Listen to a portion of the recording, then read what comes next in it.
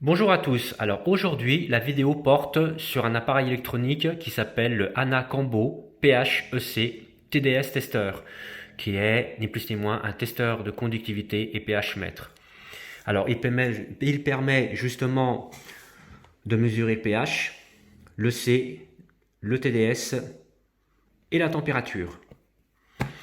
Alors, il existe deux appareils, ils ont exactement la même gueule, sauf qu'ils ont une référence totalement différente. Alors voilà, il existe le HI 98-129 et le HI 98-130. Ces deux combos, ils ont exactement les mêmes fonctions, sauf que le HI 98-129, c'est un low range, et le HI 98-130, c'est un high range. Alors, la différence, c'est que le premier a une résolution de 1 microsiemens, le 98-129, et le 98-130 a une résolution de 0,01 mm Siemens, qui doit, je pense, ça doit faire du 10 microsiemens, si je dis pas de bêtises, doit avoir une résolution de 10 microsiemens. Alors, le hic, c'est quand vous testez par exemple votre osmoseur et puis qu'il balance, on va dire, je dis une bêtise, du 15 microsiemens à la sortie. Alors avec le testeur, le HI98-129, vous allez trouver justement, on appelle ça la mesure de 15 microsiemens. Par contre, avec le HI98-130, vous allez avoir 0,1. Voilà. C'est le problème. Je crois que c'est ça, sa mesure, si je dis pas de bêtises. Mais on va dire qu'il n'est pas adapté pour l'aquariophilie. Alors, faites bien attention quand vous en commandez un. Pour l'aquariophilie, c'est le HI 98-129. Il est vraiment adapté pour notre utilisation. Alors, je passe de l'autre côté. On va ouvrir la petite boîte pour voir son contenu. Alors, il y a un manuel d'utilisation qui est le même pour les deux. À l'intérieur, qu'est-ce que nous avons d'autre? Ah, qu'est-ce que c'est? Alors, ça, je pense que c'est le certificat de test, comme quoi qu'il a passé avec succès la calibration 7, 4.1, machin, 4.1, 4.01 plutôt, 1413 microsiemens, blablabla. D'accord, ok. À la prouvette mesure 25 degrés, voilà. Voilà. On va dire, il a passé les tests avec succès. Alors, il y a une petite notice qui explique... alors, est-ce qu'il y a une partie qui est en français là-bas dedans?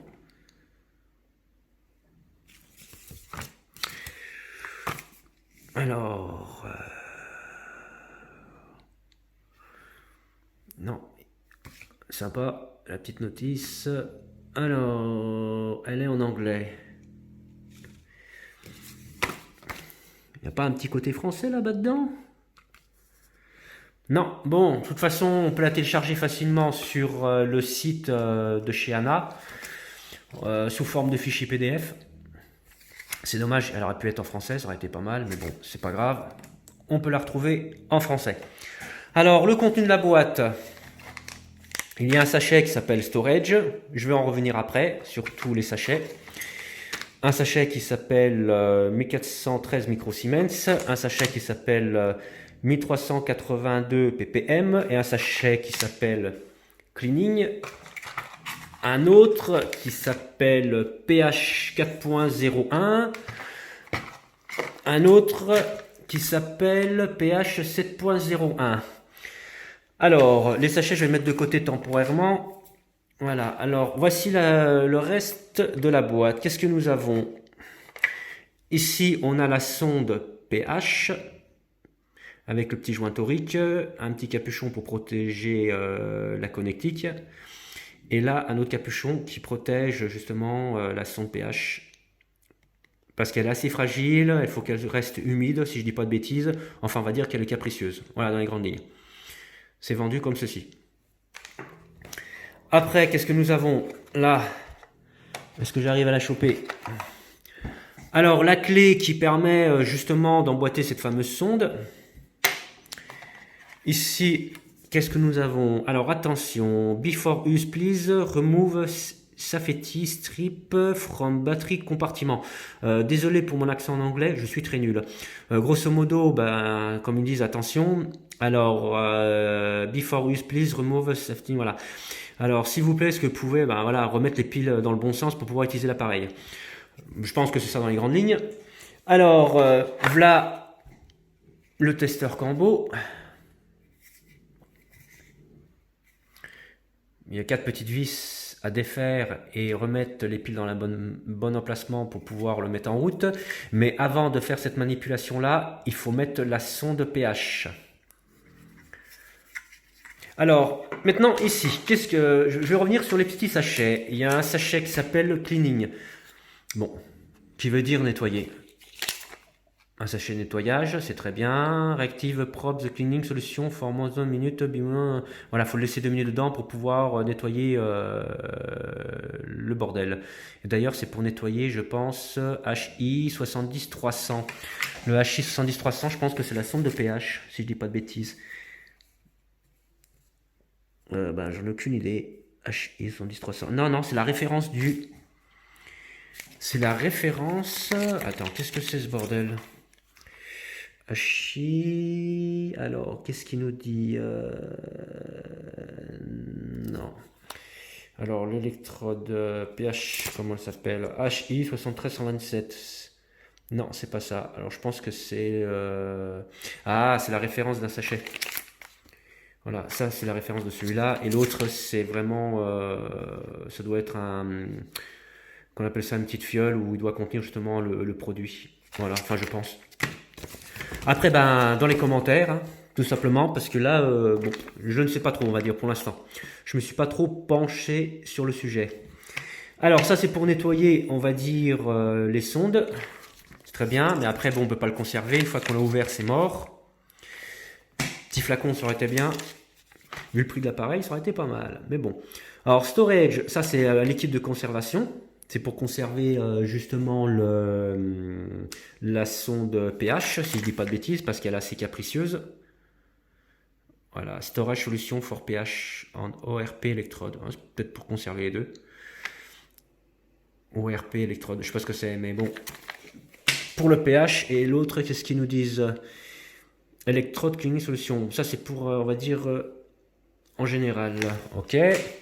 Alors ici, on a un sachet pour calibrer en microsiemens. Alors, voilà, sachet de 1413 microsiemens. Voilà, qu'est-ce qu'il nous dit? Ça fiche température, blablabla, en degrés, en Fahrenheit, microsiemens, centimètres. D'accord. Ok. Ah, qu'est-ce qui est marqué? Ah, ça veut dire en plus qu'il y a une date limite de ce truc. 11 2024 a priori. Bon, d'accord, ok. Pareil, 11 2024. Alors, ça c'est pour calibrer le pH en 4.01. Ça c'est pour calibrer en ppm. Voilà, il n'y a qu'une seule solution en 1382 ppm. Ok. Par contre, avec le pH, il y en a deux. Alors, je pense qu'on calibre d'abord en 4.01 et après en pH 7.01. Enfin, je pense, j'en sais rien du tout. Je vais regarder par rapport à la notice. Après, bah, je ferai une petite explication justement du calibrage de celui-ci. Alors, si je l'ouvre, je vais l'ouvrir. Par contre, je vais devoir poser le téléphone. Voilà. Désolé, je peux pas faire autrement. Alors, waouh, c'est assez compliqué à ouvrir ce truc. Ouais. Voilà, la vache. Faut dire, ouais, il faut y aller, hein. Alors, voici l'intérieur, à quoi ça ressemble. Voilà. Alors la sonde qui se trouve juste ici, ça c'est la sonde de conductivité. Ça, à mon avis, c'est la sonde de température. Et le trou, c'est là où on emboîte justement la sonde de pH. Par contre, je reprécise à nouveau, il faut mettre la sonde de pH avant d'allumer l'appareil.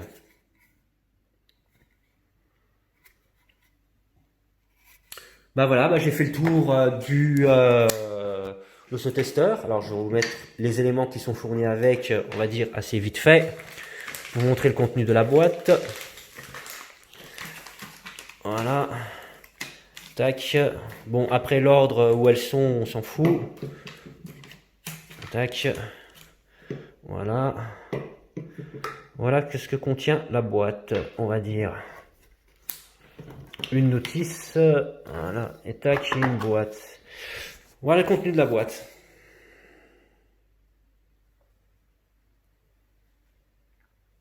Comme ça vous permet de savoir s'il en manque un bout.